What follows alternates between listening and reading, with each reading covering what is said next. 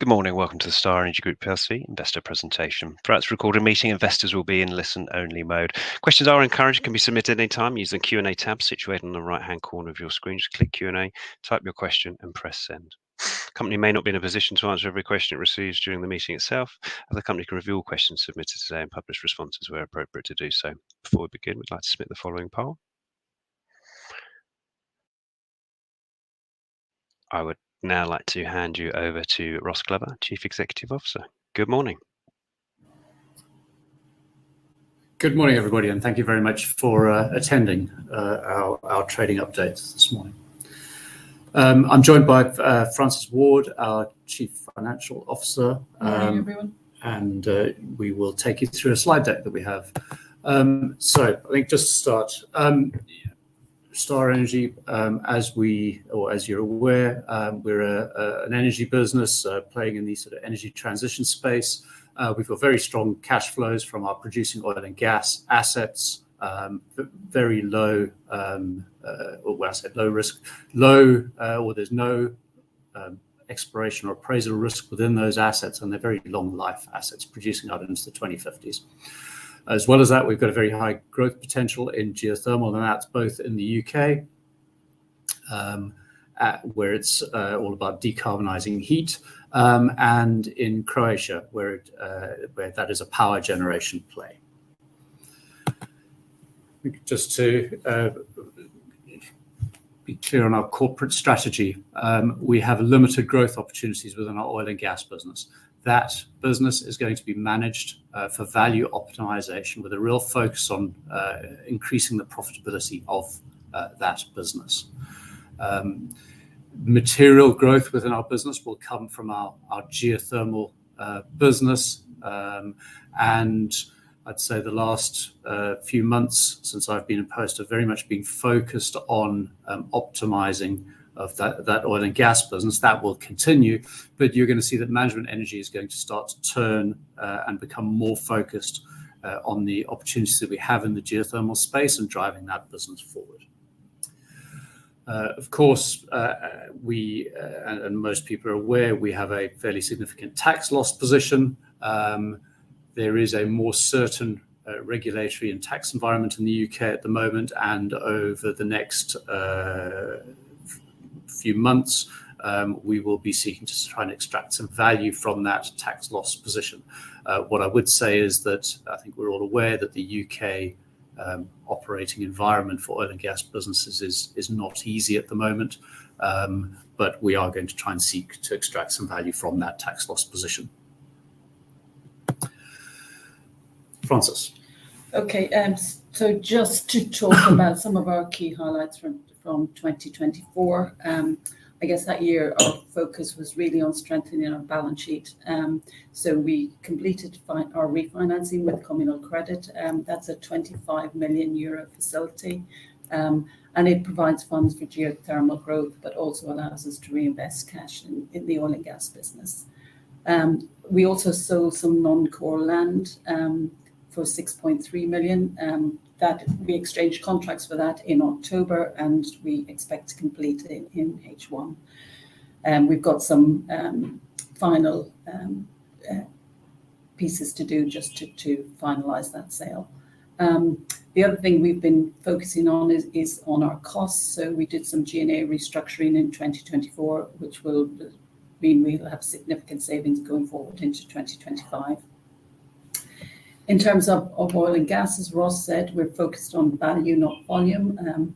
So it's about making our business as profitable as possible.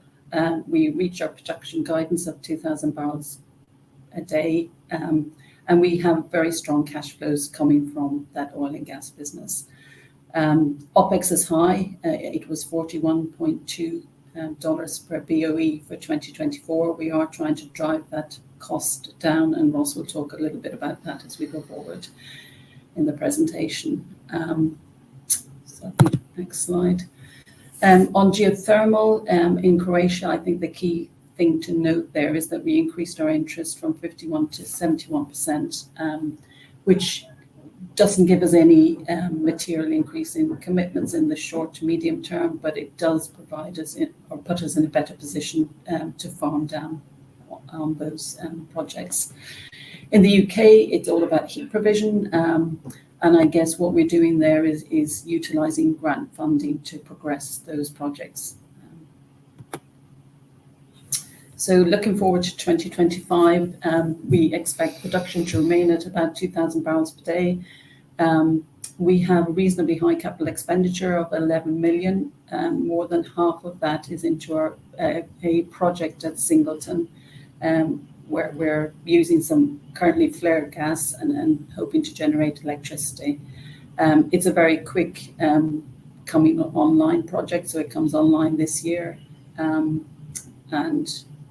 will have production of 74 BOE per day. On geothermal, our expenditure is fairly largely discretionary. We do have some internal work that we're doing both in Croatia and the UK, but anything other than that in Croatia will be subject to farm down process, and in the UK it will be all about achieving grant funding and using that funding to move those projects forward. I mentioned our restructuring of G&A. We expect to have about 1.5 million of savings as we go into 2025.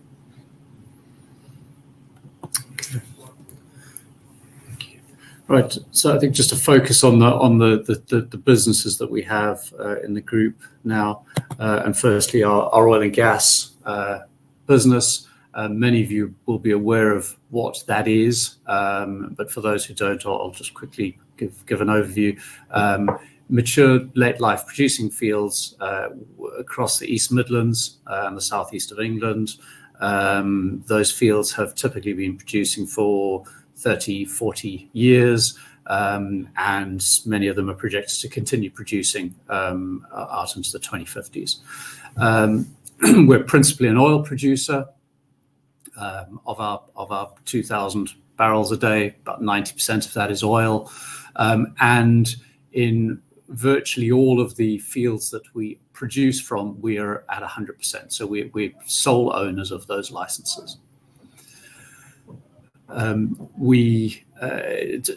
Several key fields in Singleton, Stockbridge, and Welton. That's where a large proportion of our production comes from. It's worth noting that we have retained some exploration acreage within the Gainsborough Trough area. If you look at the map on the top right-hand side, everything that's not green is effectively exploration acreage where we are partners with various different partners. That acreage is retained at low cost.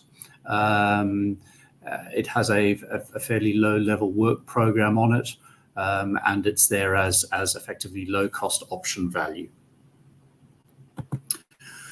In terms of what we're doing with the oil and gas business, said it before. It's all about optimizing what we have. There are very few organic growth opportunities, and so it's about profitability.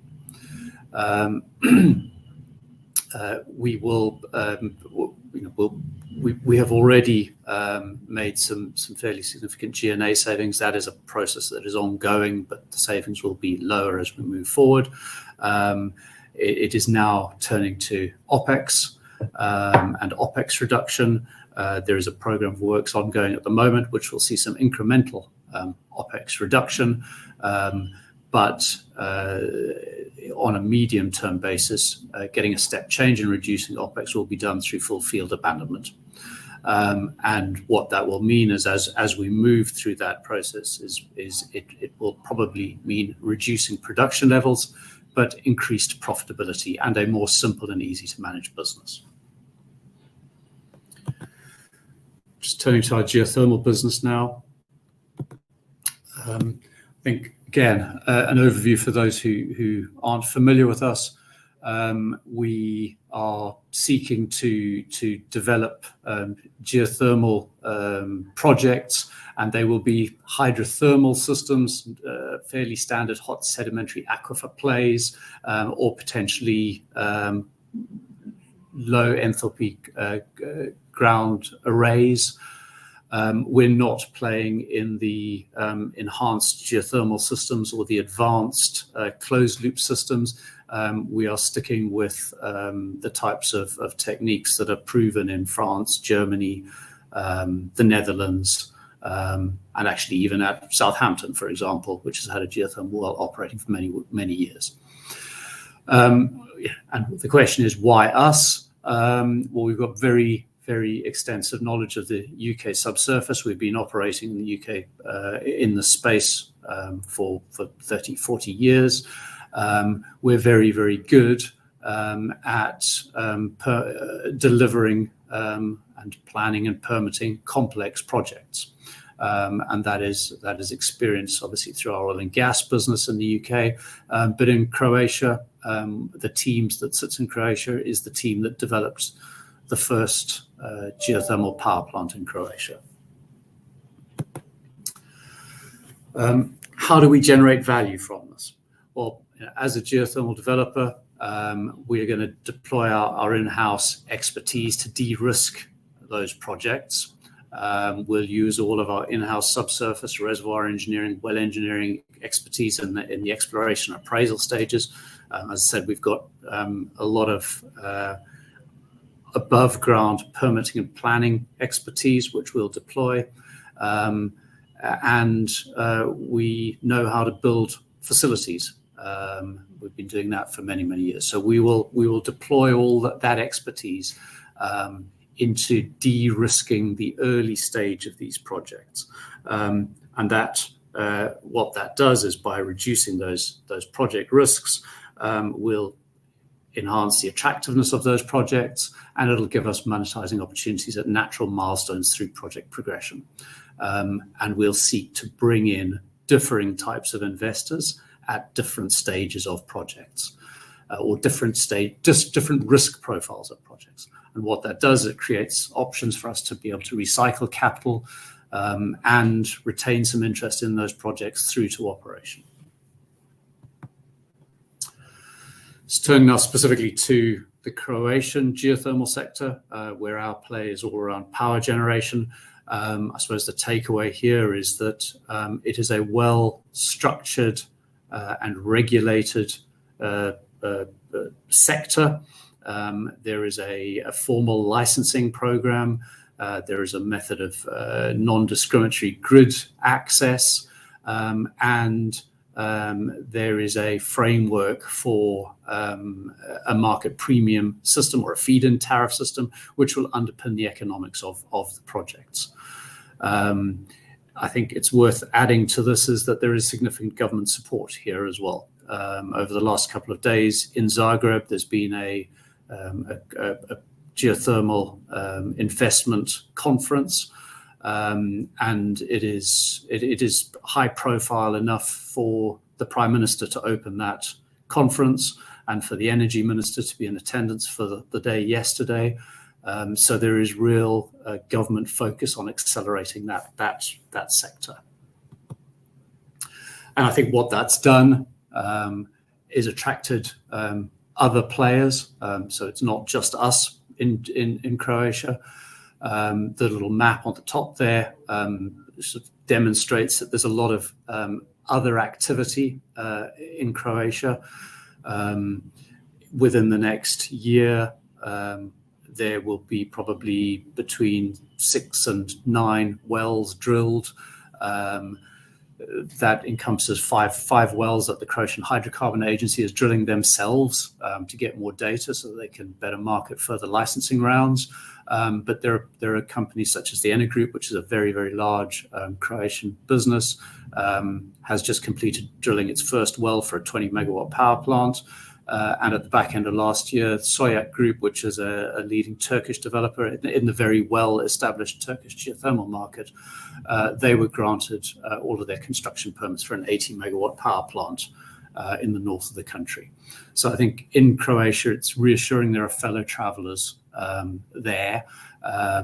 There is considerable interest from both local and international players. And I think what that means is that the Pannonian Basin, which is where the geothermal activity is becoming a key European geothermal hotspot. Just looking at what we have within Croatia, we've got 3 licenses.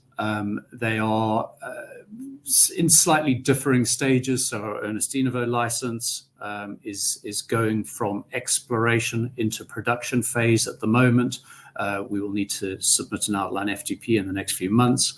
And our Secce and Čelić licenses are in their exploration phase.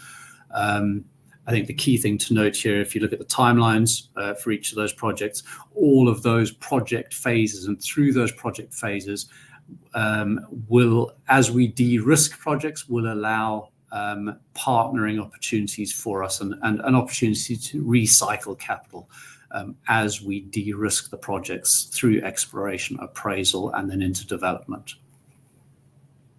I think just turning to the UK now, and the UK is all about heat provision. The UK has a very, very significant heat demand, largely satisfied by gas. There is a general consensus that there is a significant geothermal resource in the UK. It's no different to the likes of Germany, France, and Holland, but it is, in our view, very much a heat play as opposed to a power generation play. And various government studies demonstrate that there is significant heat resource below areas that require significant amounts of heat. So Manchester, Newcastle, areas such as that, and companies such as Arup project a significant deployment of geothermal heat generation.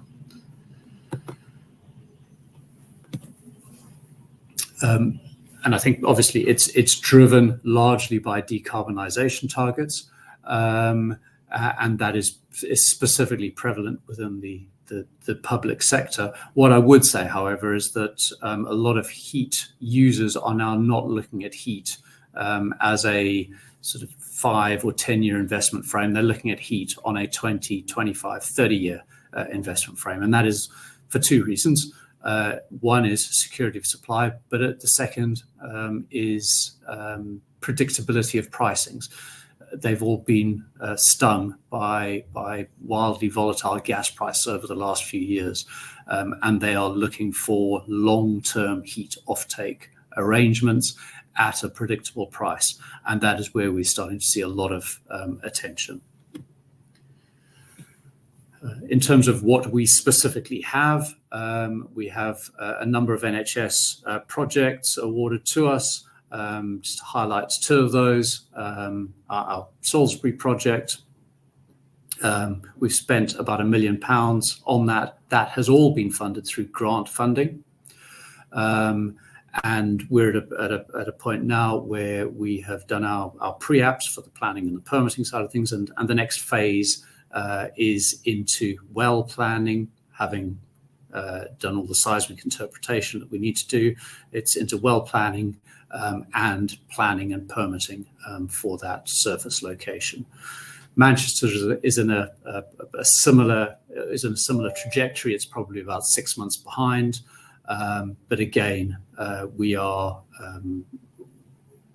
at a point where we've done our planning and permitting pre-apps, and we are reprocessing the seismic data that we have already got in that area. And I think the key thing to note with the UK geothermal side of things, it is a less mature market. There is not as clear a line of sight to value creation there. So we will be very, very cautious with how we spend our own money. If there is grant funding available to us, we will use that grant funding to be able to advance projects. But if the grant funding is not there and we cannot see real line of sight to value creation, we will extend the project delivery timelines while still slowly advancing things. So I think that's a really key thing from message that we want you to take away, is that we will continue to advance our UK geothermal business, but it will be done in a very sort of capital efficient manner.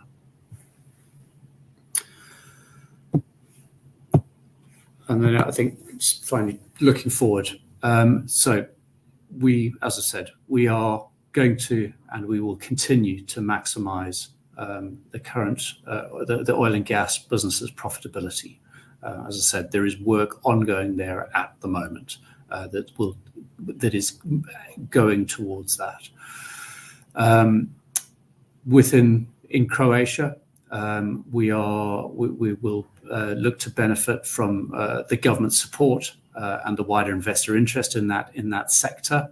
As I said before, there's a lot of interest in there at the moment. We need to capitalise on that. And in the UK, the government obviously has very significant renewable energy aspirations. We will capitalise on that, but we will capitalise on that in a very capital efficient manner. Okay, thank you very much.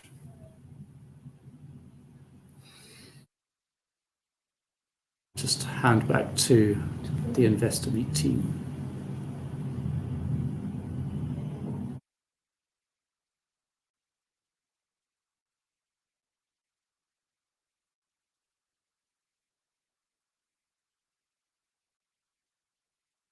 I think while they're thinking about it, if you could just give us a couple of minutes to consider the questions that have come up in the sidebar. I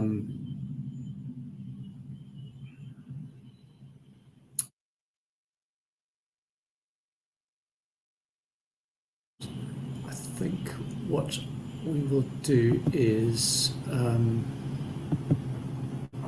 okay, I think let's get on to the questions. I'll just run through those. It seems like there are a number of questions in the same sort of area, so we're just going to group some of those together so that we can give the answers. Okay, so I think first off, Egdon has talked about a significant gas discovery in the Gainsborough Trough. Do you have any acreage in this area? I think that, well, the answer there is yes, we absolutely do. In fact, Egdon is our partner in a number of licenses in that area. As I said, we have retained quite a lot of the original shale exploration acreage in that area. And in most instances, we're at sort of 55% within the licenses, within those shale exploration licenses, down to about 43 odd percent. So we have fairly large positions in those. The acreage also, or the Gainsborough Trough also obviously includes some of our producing assets, where we're at 100%. So, the answer is yes, we have got a lot of acreage across the Gainsborough Trough. In fact, probably a majority position across the Gainsborough Trough. It's maintained at low cost. And I think we all know from the prospectivity, from a prospectivity perspective, based on the analysis of our Tinker Lane and Springs Road wells a few years ago, we believe that there is a nationally significant gas resource within the Gainsborough Trough. I think let's move over. So a couple of questions about the sale of land. Why are you able to sell the non-core land? When will you receive the cash? Why can't you complete earlier? Francis, do you want me to take that? Yeah. So the site that we've sold was used originally as a processing centre for our oil sales, and more recently for processing some third-party sales. It wasn't particularly profitable for the third-party sales, so we decommissioned the site, got it ready for sale, and as we mentioned earlier, exchanged on that at the end of 2024. We have a couple of permit releases that need to be done. That process is very much underway, and we expect to complete within H1 25. Okay. Just picking up another question regarding the oil and gas business. Are there any prospects for CCS as these wells reach their end of life stage? I think the short answer there is that there is a prospect for CCS, but it is limited. The reservoirs that we produce from do not have significant capacities. So while it is probably of interest in limited areas for specific end users, there's certainly not the type of schemes that we'd see in the North Sea available to us. I think it's also worth noting that whilst there is a carbon storage framework in place in law, there is no current regulation around onshore carbon storage. So that would have to be a hurdle that needs to be overcome. And I think it is not something that we're actively looking at the moment. It is we have got enough on our plates with maximising the profitability of the oil and gas business and advancing our geothermal business. Just come across to a couple more. I think, how much money will you spend on geothermal this year, Frances? So we expect to spend somewhere between 2 and 2.5 million on geothermal this year, but a lot of that spend is discretionary. So in the UK, it depends on getting some grant funding. We have internal work that we want to do. Our subsurface team are working on interpreting some of the seismic data we've had and the planning and permitting piece. In Croatia, again, we have a lot of internal work to do. We can accelerate some of the development there, but it's very much dependent on achieving a farm down. So between 2 and 2.5 million, but discretionary. Some of that is very discretionary. Okay. I'm just scrolling forward. I think there's a question I can see there on tax about the loss carry forwards and whether they can be used for non-oil profits. I'm assuming you're referring to the geothermal future profits, and the answer is yes, we can use those losses for our geothermal business. Okay. Sorry, give me a moment. Right. I think so. Question around OPEX. Excuse me. OPEX is high. What are you doing to reduce this? As I said earlier, there are a number of sort of work streams ongoing right now, which will give us incremental OPEX reduction, and that will deliver in a 1 to 2 year time frame. And that really is all about how we operate as a business. It's about more remote monitoring and doing that at fairly low cost, and focusing on, I suppose, the wells and the facilities that really matter. And that's how we get that sort of incremental OPEX down. In terms of, that is good, but what I'm looking for is a step change in OPEX. And the way we get a step change in OPEX is not it's not a 1 or a 2 year program. It's a 2 to 5 year program, which sees us fully abandoning certain fields and handing back licenses to the NSTA, and that will start to give us step change in OPEX, which will, over that time frame, take us down, below $35 a barrel type mark. And that's certainly the aim. And I think it is worth stating we are not ever going to be a $20 a barrel type of an operator. The nature of our assets just doesn't support that. We are geographically dispersed. We produce relatively small amounts of oil from a high number of wells, and that bakes in a certain level of OPEX. I think another question, you've got a good cash generative business with a low valuation. Why don't you do a share buyback or pay a dividend? Francis, yeah.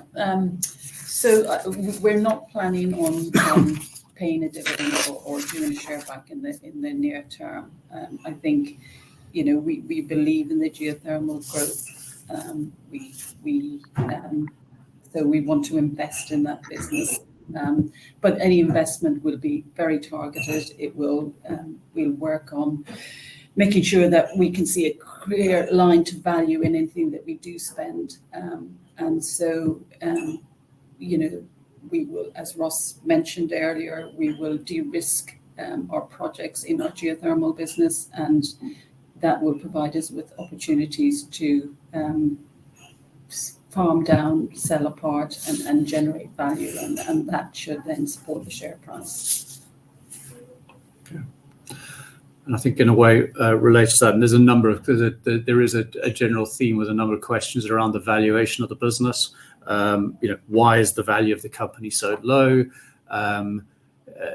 Do we believe that the company is undervalued? Do institutional investors believe the company is undervalued? And what are we going to do about it?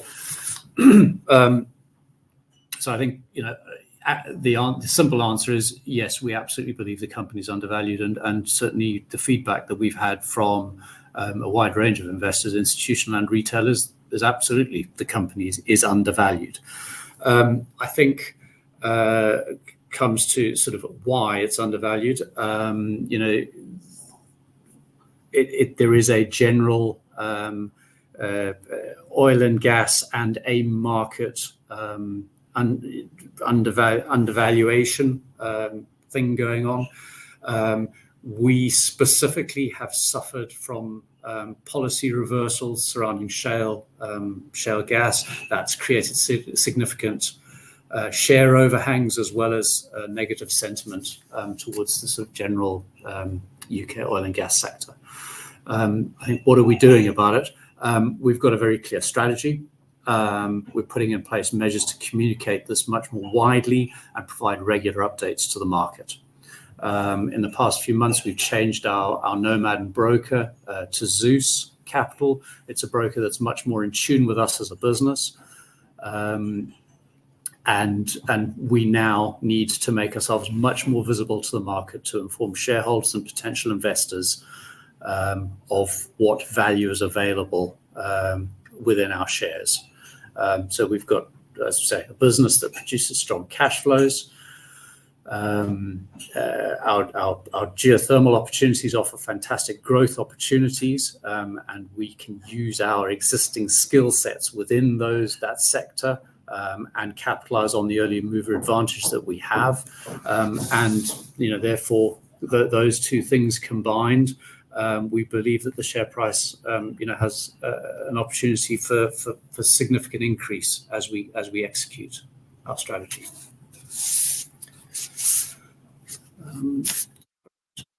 See if there are any new questions here.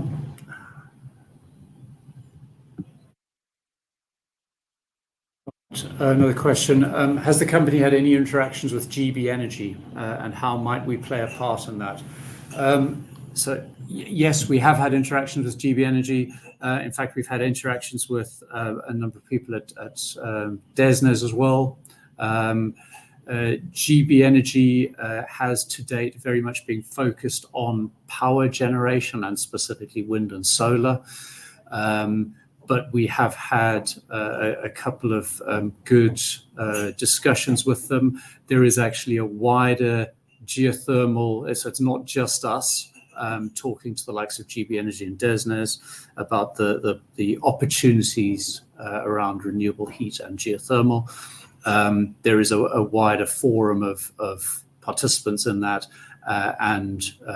Whilst that wider forum participant hasn't actively engaged with GB Energy yet, there is I think something's actually been scheduled for the next couple of weeks around that. So, as I say, GB Energy has been very power generation focused. That is changing slightly. That's changing at the moment. I think once they've sort of set out their stall as to what they're doing on the power generation side of things, they are now looking to heat decarbonisation.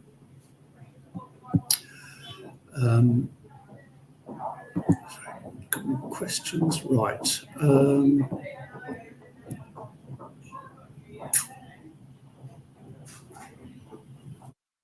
Sorry, give me a moment. Let me just scroll down any new questions. A question about the energy profits levy. The conditions for the energy profits levy regime are close in terms of oil price, but not so much in terms of the price of gas. Have you heard about any possible changes to the policy? Shall I take that one? Yeah, please. Yeah, we haven't heard of any changes to policy. It's extremely frustrating for a company such as ours, where the majority of our production comes from oil, but we're still governed by what happens in gas prices. There is a lot of lobbying going on to see if we can do something about that, but at the moment I haven't heard of anything that's going to change it.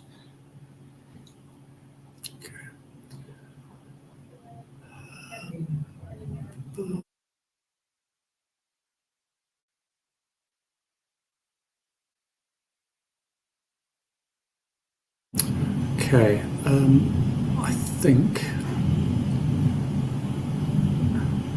think Ross, you've covered off a lot of questions and answers as well. So thank you very much indeed for doing so. And of course, any further questions that are submitted, the company will be able to review those, and we'll publish them all on the Investor Meet Company platform. Just perhaps before redirecting investors to provide you with their feedback, knows particularly important to you and the team, Ross, if I could just ask you for a few closing comments, if I may.